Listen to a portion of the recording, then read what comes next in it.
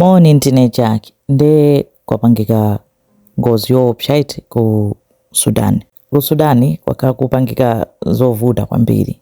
Kuyambira chaka cha 2023 dziko lakhala lili pa nkhondo. Military ya ku Sudani ikumenyana ndi militia.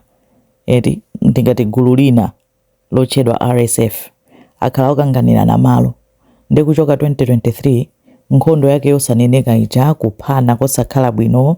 Anthu over 30 million akusowa pokhala, akusowa chakudya. Ma organizations osiyanasiyana maiko osiyanasiyana akhala akupita kukayesera kuthandiza, koma zinthu sizili bwino ku Sudani.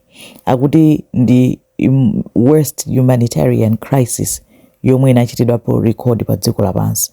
Kuli mavuto osakhala bwino ku Sudani. Nde anthu ena anathawa mtauni uchani, anathawira kumbali ya kuphiri akuti Mera Mountain.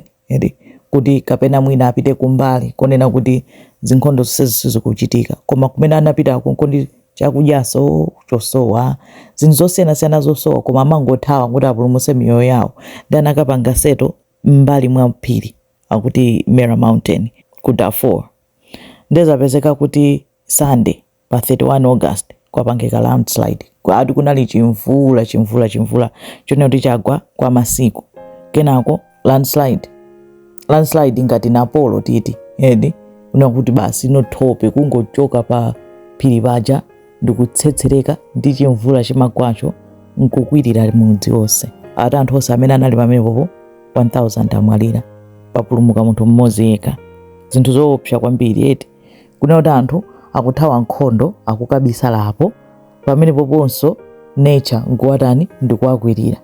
Kuna kuti ndi anthu zoopsa kwambiri, koma izo ndi zomwe zapangika ku Sudan.